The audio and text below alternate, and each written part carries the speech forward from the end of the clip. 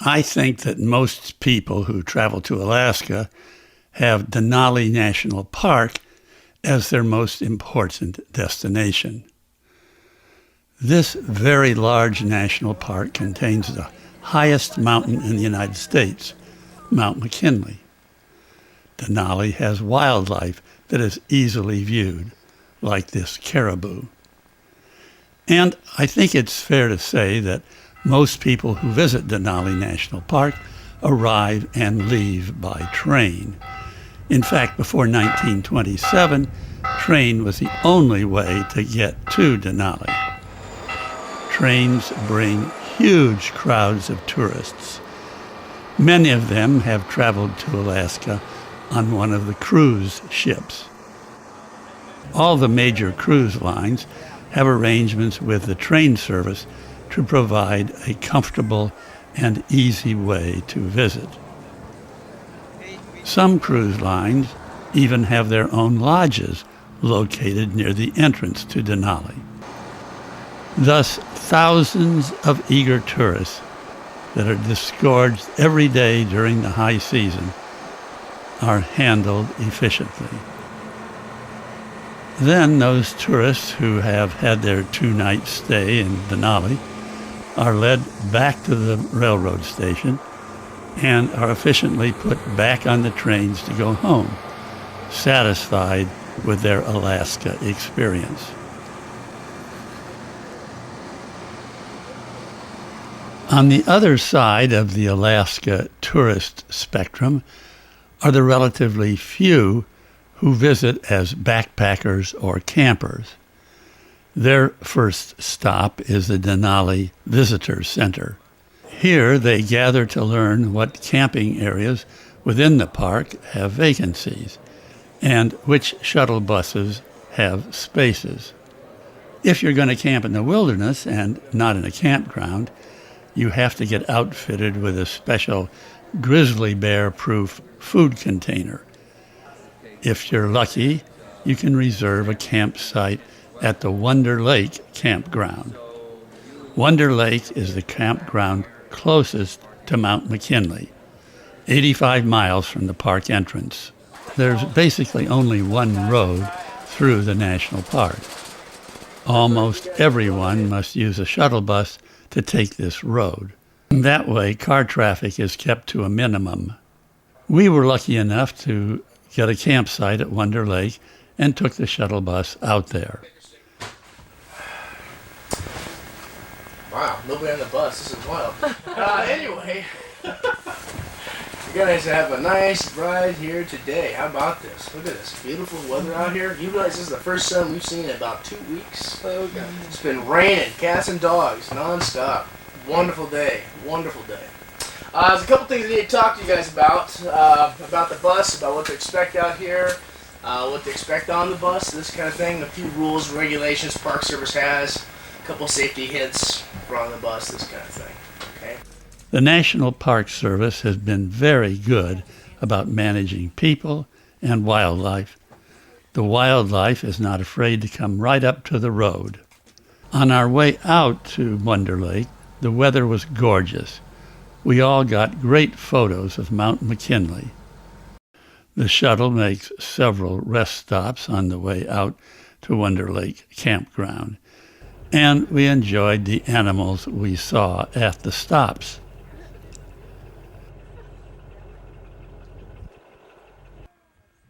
It's not uncommon to spot a grizzly bear on the way out, though it's by no means certain.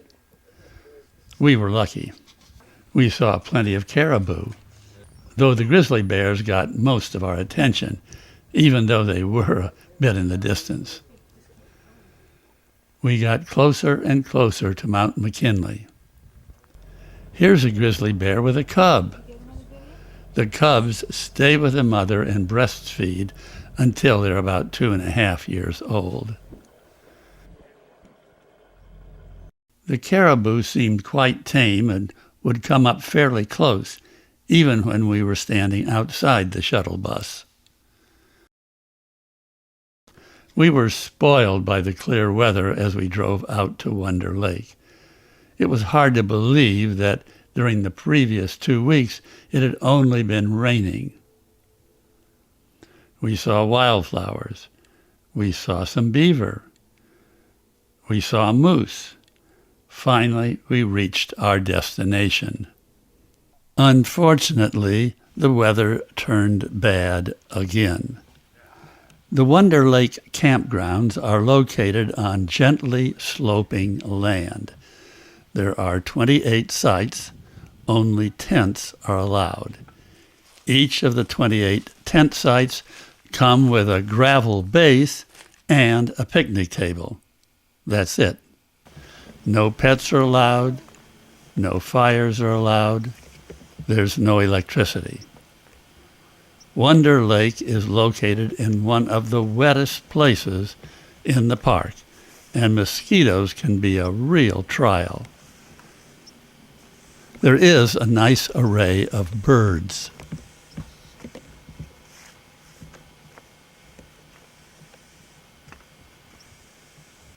In addition to the actual tent sites, there is also an open-walled community area. There are tables under the roof, and in the center is a food storage area to protect the food against bears.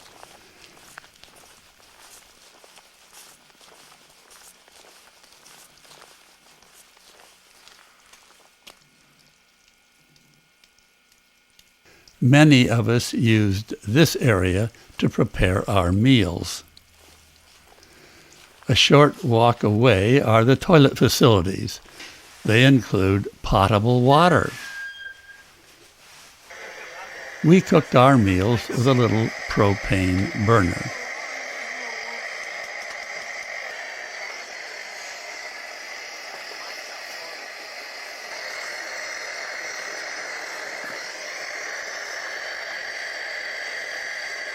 One fantastic feature of the National Park Service are the talks the rangers give to visitors about the local wildlife, the geology, and the customs.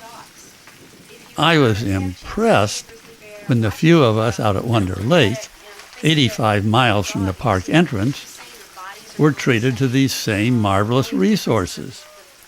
This ranger spent the evening talking about grizzly bears. One thing I wanted to point out with the skull, well, I have it out here. Put this together. If you look at it, the skull can't open very wide. That's how big the skull can open. And if you've ever heard any warnings on what to do with a grizzly, if a grizzly bear comes at you, you may hear folks say, put your hands behind your head, behind your neck. You put your hands back here and your elbows up there. If a grizzly bear actually does come to you and is going to make contact with you, their mouth is big enough for a face, it's big enough for a neck. It's not big enough for your skull. So you don't have to worry about protecting up here because the grizzly bear can't open up wide enough to get that. And if you have your elbows in front of your face, the grizzly bear can't get up there. So that's why they say to do that. It's not because it's more comfortable for you to be in the fetal position. There's actually anatomical reason because there's certain things that the bear can't do. The next day, it continued to drizzle. It's not much fun for me to live in a little tent while it's raining. And there are those mosquitoes. Not the kind of weather I like for hiking.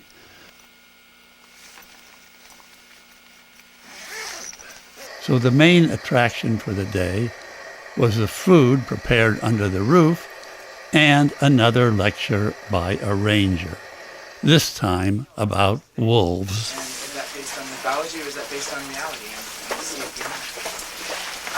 The wolves are the only large predator that will actually feed another adult animal. Sure, most predators will feed their babies. They'll bring back food for their babies. But they're the only large predator besides humans who will actually bring back food for another adult. So the alpha female does stay with the cubs, at least for the first month or two while they're really young. And she will get food brought to her by other adult animals in the pack. And they'll either, like a leg of moose, and stash it under some willow or some snow or some rocks or dirt or whatever. Cache that food for her. It continued to rain at Wonder Lake. I'll tell you, it was a bit depressing for me. So we started to pack to leave. And we were ready when the shuttle bus arrived. Oh, man.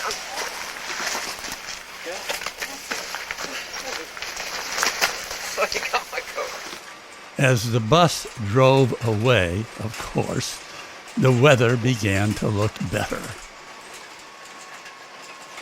And we got to spend a few minutes parked watching a pair of loons with their chicks. And then we admired a flock of Dall sheep as they came down off a mountain. So in the end, it was with regret that we left. The sky began to clear, and Mount McKinley was revealed behind the clouds.